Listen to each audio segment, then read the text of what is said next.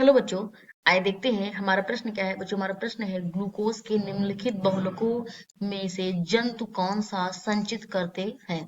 पहला विकल्प बच्चों दिया गया है हमें सेलुलोज, दूसरा विकल्प दिया गया है एमाइलोज और तीसरा विकल्प दिया गया है एमाइलोपेक्टिन और चौथा विकल्प दिया गया है ग्लाइकोजन।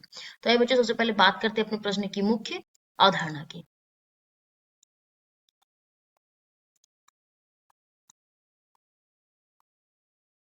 बच्चों, अपने प्रश्न की मुख्य अवधारणा की बात करें तो मुख्य अवधारणा में ग्लूकोज के बहुलकों के विषय में जानकारी। ग्लूकोज के बहुलकों के विषय में जानकारी। बच्चों, ये तो बात होगी हमारे प्रश्न की मुख्य धारणा की। अब अपने उत्तर की ओर आगे बढ़ते हैं। देखिए बच्चों, इसमें क्या होता है कि जो हमारा इसमें से सेलुलोज, एमाइलोज एंड ग्लाइकोजन, जो बच्चों ये ग्लाइकोजन होता है ना, ये जानवरों द्वारा संग्रहित किया जाता है। इसको हम लोग पशु स्टार्च के नाम से भी जानते हैं।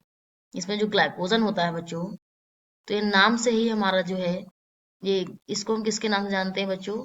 पशु स्टार्च। स्टार्च के नाम से जाना जाता है, जाना जाता है। ठीक है बच्चों, तो जो नाम से जब यहाँ क्लियर हो कि पशु स्टार्च के रूप में जाना जाता है, तो जो हमारा विकल्प है वो ग्लाइकोजन ही सही है। कैसे बच्चों, इसके बारे में थोड़ा सा और समझ लेते हैं। ऐसे हम लिख कर देखते हैं बच्चों। तो जो ग्लाइकोजन जानवरों द्वारा संग्रहित किया जाता है, तो लिखते हैं बच्चों, जंतुओं के शरीर में, जंतुओं के शरीर में कार्बोहाइड्रेट।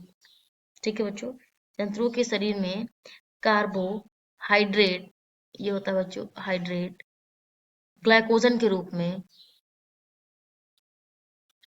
ग्लाइकोजन के रूप में संचित रहते हैं, संचित रहते हैं। इसे पशु सार के रूप में जाना जाता है, क्योंकि इसकी जो संरचना होती है बच्चों, इसकी संरचना जो होती है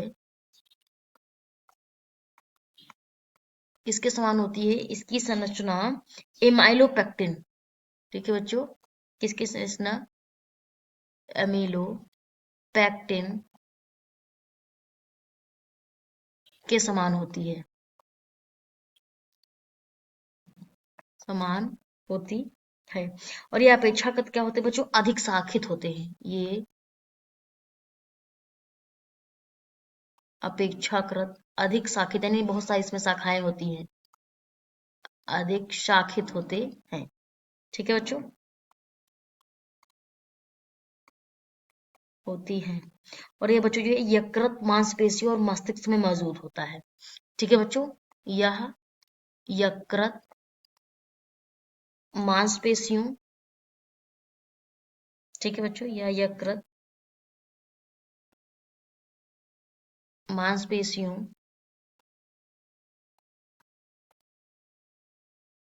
और मस्तिष्क में मौजूद होता है। ठीक है बच्चों, और मस्तिष्क में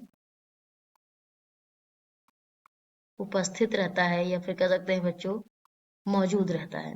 यहाँ पे लिख लेते हैं, ये मौजूद रहता है, रहता है या फिर बच्चों होता है।